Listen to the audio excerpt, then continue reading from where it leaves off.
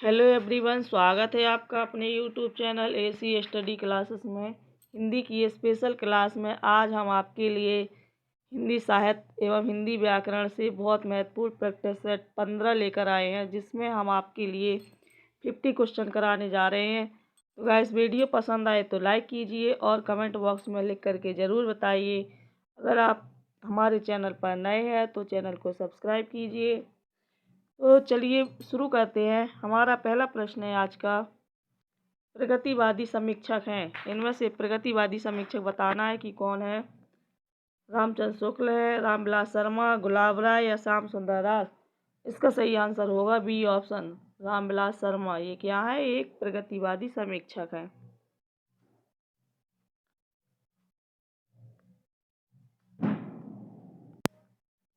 अगला प्रश्न है, आपका बंटी उपन्यास की लेखिका कौन है? बहुत महत्वपूर्ण उपन्यास है ये आपका बंटी, अक्सर एग्जाम में पूछा जाता है। इसकी लेखिका का नाम पूछा गया है कि कौन है इसकी लेखिका। ममता कालिया है, मन्नू भंडारी, उषा प्रेमवदा या मृणाल पांडे। इसका सही आंसर होगा बी ऑप्शन, मन्नू भंडारी इनकी क्या है? लेखिका है। अगला प्रश्न है, पिंजरे में मैना किसकी आत्मकथा है? एक तो ये याद रखना है कि पिंजरे में मैना ये क्या है? एक आत्मकथा है। और ये किसकी आत्मकथा है ये बताना है। चित्रा मुदगल, मैत्री पुष्पा, चंद्र किरण सोनेरिक्शा या फिर मृदुला गर्ग। इसका सही आंसर होगा सी ऑप्शन, चंद्र किरण सोनेरिक्शा। अगला प्रश्न है, काव्य के विशिष्ट तत्व के रूप में ध्वनि शब्द का सर्वप्रथम प्रयोग किसने किया था? भामे ने, दंडी ने, आनंदवर्धन ने या कुंतक ने। इसका सही आंसर होगा सी ऑप्शन, आनंदवर्धन ने। ध्वनि शब्द का सबसे पहले प्रयोग किया था किसने? आनंदवर्धन ने। अगला प्रश्न है,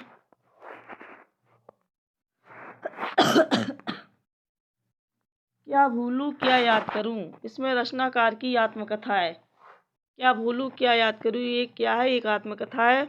और ये किस रचनाकार की है? तो पूछा गया है हरिवंश राय बच्चन, आचार्य चतुर्सेन शास्त्री, गणेश शंकर विद्यार्थी या फिर माखनलाल चतुर्वेदी। इसका सही आंसर होगा ए ऑप्शन, हरिवंश राय बच्चन की ये क्या है? आत्मकथा है। अगला प्रश्न है, कौन सा उपन्यास पंडित हजारी प्रसाद द्विवेदी का नहीं है? इनमें से बताना है कि कौन सा उपन्यास हजारी प्रसाद द्विवेदी का नहीं है। बाणभट्ट की आत्मकथा, चारूचंद्र लेख, अनामदास का पोथा या फिर वयम रक्षामः। तो इसका सही आंसर होगा डी ऑप्शन सही होगा इसका। जो वयम रक्षामः जो उपन्यास है ये पंडित हजारी प्रसाद द्विवेदी का नहीं है, बल्कि ये किसका है? आचार्य चतुर्सेन शास्त्री का है। अगला प्रश्न है, आती है शून्य क्षितिज से क्यों लौट प्रतिध्वनि मेरी। आती है शून्य क्षितिज से क्यों लौट प्रतिध्वनि मेरी, टकराती बिलखाती सी पगली सी देती फेरी। इस उक्त पंक्तियों में कौन सा अलंकार है? रूपक, उत्प्रेक्षा, उपमा या फिर विभावना। इसका सही आंसर होगा सी ऑप्शन, उपमा अलंकार। इसमें कौन सा अलंकार है? उपमा अलंकार। अगला प्रश्न है, जहाँ उपमेय में उपमान की संभावना की जाए वहाँ होता है कौन सा अलंकार होता है? जहाँ पर संभावना की जाए, उपमा अलंकार, रूपक अलंकार,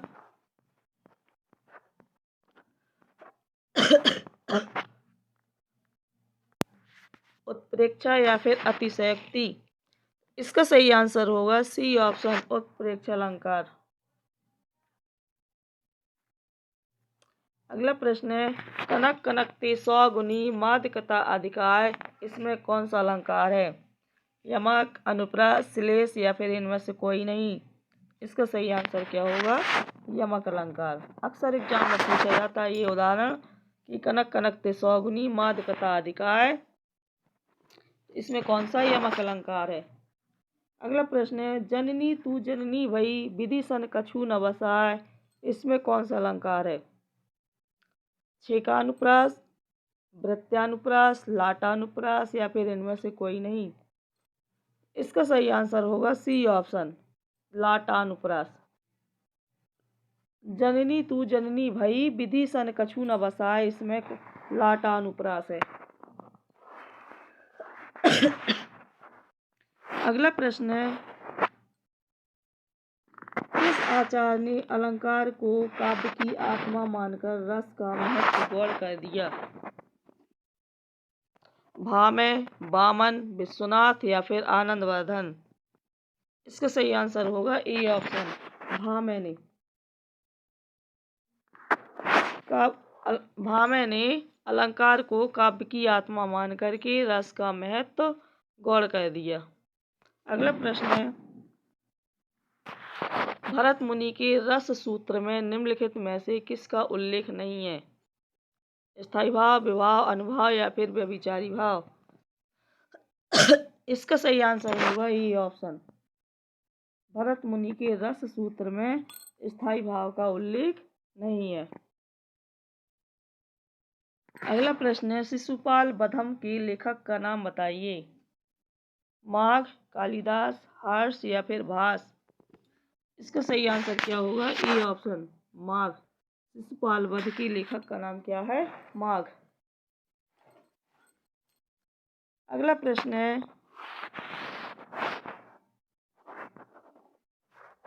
मति शब्द के षष्ठी एक वचन का रूप क्या होगा? मत्या, मत्यहा, मतया या फिर मतये? इसका सही आंसर होगा बी ऑप्शन, मत्यहा। अगला प्रश्न है, सरिते शब्द रूप में कौन सी विभक्ति है? प्रथमा, द्वितीय, तृतीय या चतुर्थी? इसका सही आंसर होगा चतुर्थी।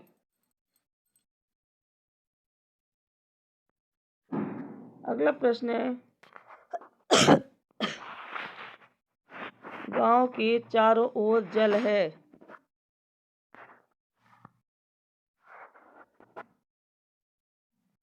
उपयुक्त वाक्य का निम्नलिखित में से कौन सा संस्कृत अनुवाद सही है? गांव के चारों ओर जल है।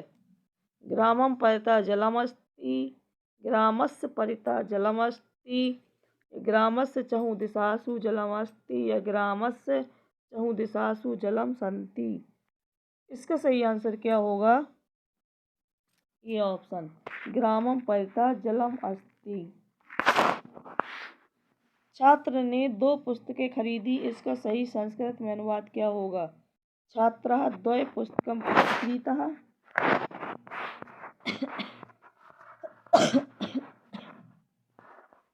छात्रा पुस्तकौ आक्रीडात्, छात्रा द्वौ पुस्तकौ क्रीतः, छात्रा द्वय पुस्तकानि क्रीयन्ते? इसका सही आंसर होगा सी ऑप्शन, छात्रा द्वौ पुस्तकौ क्रीतः। अगला प्रश्न है, इनमें से कौन सी रचना दंडी की है? दशकुमार चरितम, शिवराज विजय, मेघदूत या हर्षचरित? इसका सही आंसर होगा ये ऑप्शन, दशकुमार चरितम।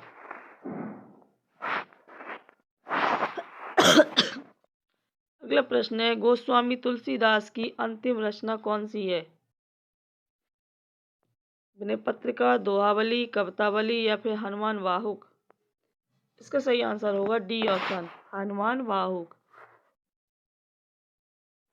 ये क्या है? तुलसीदास की अंतिम रचना। अगला प्रश्न है, कबीर कानी राखी नहीं वर्णाश्रम सठ दर्शनी, ये किसने कहा है? रैदास, मलुकदास, नाभादास या प्रियदास? इसका सही आंसर होगा सी ऑप्शन, नाभादास ने। अगला प्रश्न है, तुलसीदास की किस रचना का संबंध ज्योतिष से है? बहुत महत्वपूर्ण प्रश्न है ये। रामलला नेछू, जानकी मंगल, हनुमान वाहुक या फिर रामाज्ञा प्रश्न? इसका सही आंसर होगा डी ऑप्शन, रामाज्ञा प्रश्नावली।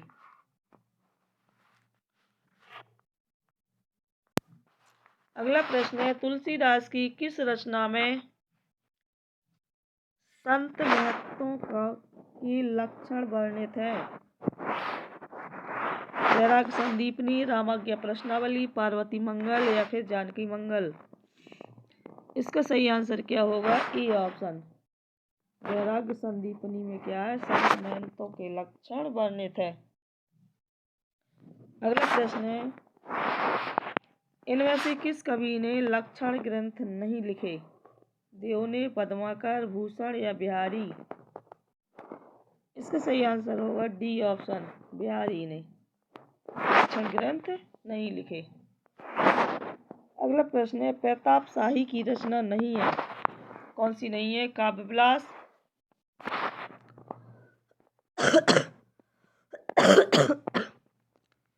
व्यंग्यार्थ कौमुदी, नवरस तरंग या श्रृंगार मंजरी? इसका सही आंसर होगा बी ऑप्शन, व्यंग्यार्थ कौमुदी। अगला प्रश्न है, निम्नलिखित में से कौन रीति मुक्त कवि नहीं है? बोधा, ठाकुर, पद्माकर या फिर आलम? इसका सही आंसर क्या होगा? सी ऑप्शन, पद्माकर जो है वो रीति मुक्त कवि नहीं है।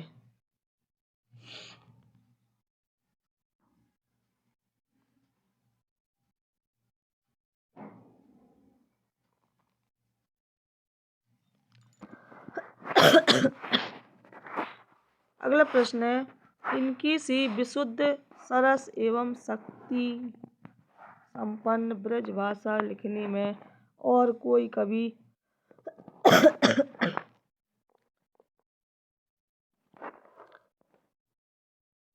समर्थ नहीं हुआ? आचार्य शुक्ल ने किस कवि के बारे में टिप्पणी की है? देव, ठाकुर, घनानंद, इनमें से कोई नहीं? इसका सही आंसर होगा सी ऑप्शन, घनानंद के बारे में।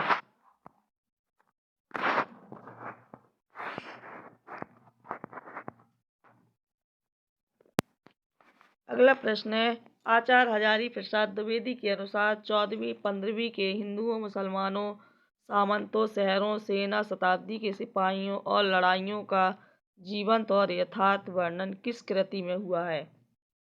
हम्मीर का, कीर्ति कौमुदी, कीर्ति पताका या फिर कीर्ति लता?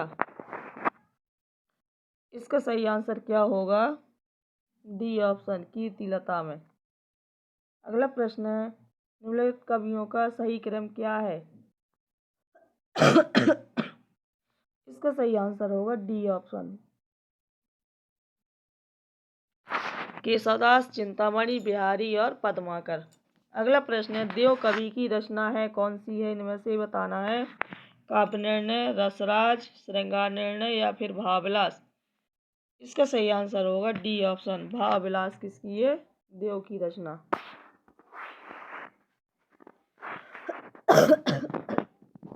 अगला प्रश्न है, महाभोज मन्नू भंडारी का कैसा उपन्यास है? ऐतिहासिक, राजनैतिक, धार्मिक या फिर आंचलिक? इसका सही आंसर क्या होगा?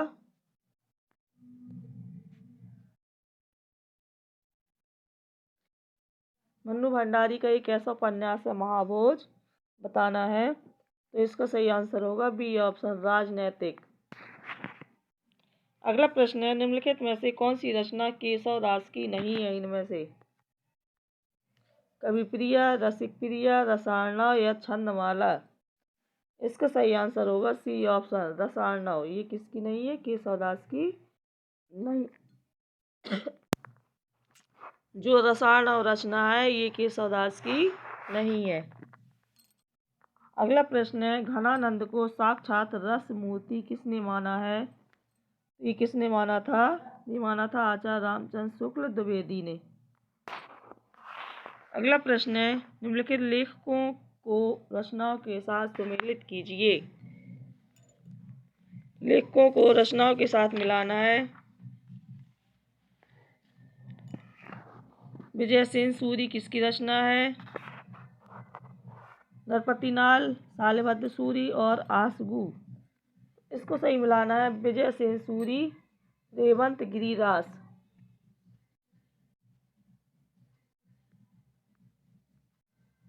नरपति नाल्य के कौन है? बीसलदेव रासो।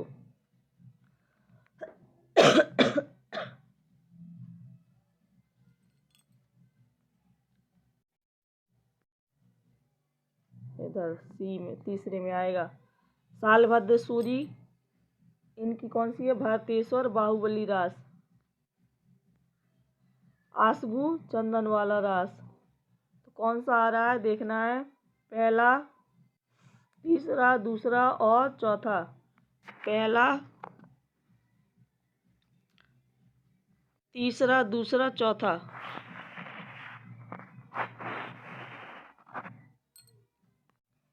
सी ऑप्शन सही होगा।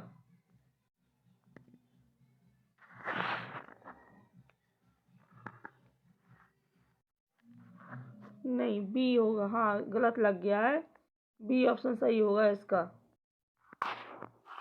अगला प्रश्न है, हालात ए कन्हैया किसकी रचना है? पूरन भगत, विद्यापति, अमीर खुसरो या इनमें से कोई नहीं?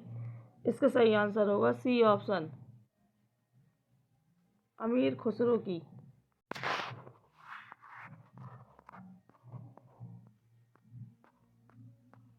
अगला प्रश्न है, किन रचनाकारों की भाषा को संध्या भाषा कहा जाता है? बौद्ध सिद्ध, जैन मुनि, संत कवि या रासक परंपरा के कवि? इसका सही आंसर क्या होगा? ए ऑप्शन, बौद्ध और सिद्धों की भाषा को संध्या भाषा कहा जाता है। अगला प्रश्न है, सब रस के रचनाकार कौन है? मुल्ला वजही, कुली कुतुब शाह, ईसा अल्लाह खां या सैयद हुसैन अली खां? इसका सही आंसर क्या होगा? ए ऑप्शन, मुल्ला वजही। सब रस के रचनाकार कौन है? मुल्ला वजही। अगला प्रश्न है, अंगबधू किस कवि की रचना है? तो ये किसकी है? इसका ए ऑप्शन सही होगा, दादू दयाल की। अगला प्रश्न है, प्रेम सागर के लेखक हैं? ईसा अल्लाह खां, सदल मिश्र, लल्लूलाल या फिर बालकृष्ण भट्ट? इसका सही आंसर होगा सी ऑप्शन, प्रेम सागर के लेखक कौन है? लल्लूलाल।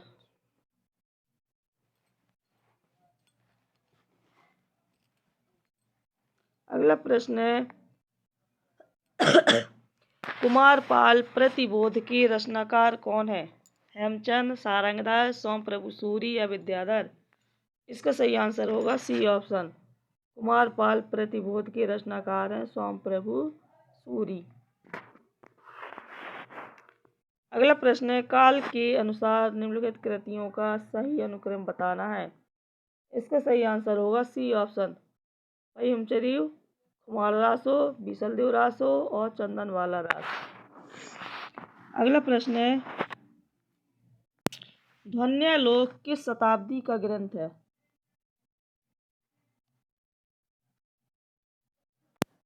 तो ध्वन्यालोक किस शताब्दी का ग्रंथ है? 7वीं, 8वीं, 9वीं या 11वीं? इसका सही आंसर होगा सी ऑप्शन, 9वीं शताब्दी का ग्रंथ है ये। अगला प्रश्न है, अलंकार सिद्धांत के प्रवर्तक आचार्य कौन थे? दंडी, भामह, उद्भट या राजशेखर? इसका सही आंसर होगा बी ऑप्शन, अलंकार सिद्धांत के प्रवर्तक आचार्य कौन थे? भामह थे। अगला प्रश्न है, किस छंद में 4 से अधिक चरण होते हैं? रोला, बरबे, छप्पे या सोरठा? इसका सही आंसर होगा सी ऑप्शन, छप्पे छंद में 4 से अधिक चरण होते हैं।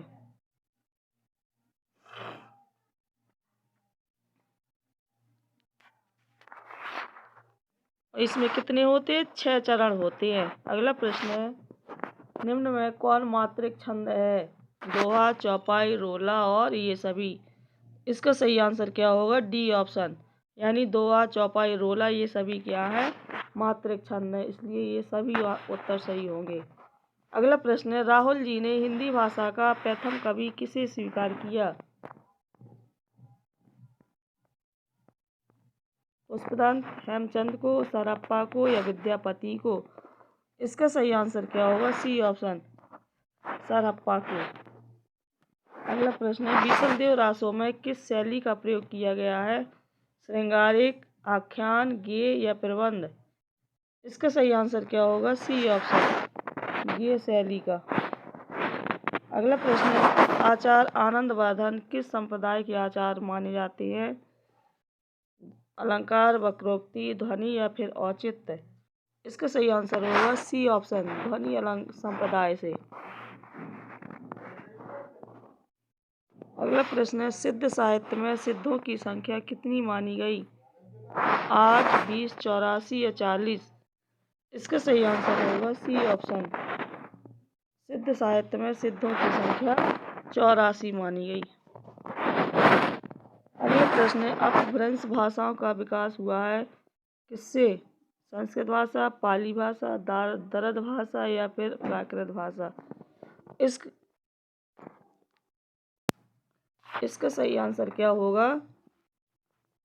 49 का डी ऑप्शन, प्राकृत भाषा। अगला प्रश्न है, किस शब्द में तंदित प्रत्यय लगा है? पठनीय, कृपालु, गंतव्य या हंसोड़? इसका सही आंसर क्या होगा? बी ऑप्शन, कृपालु शब्द में क्या है? तंदित प्रत्यय लगा हुआ है।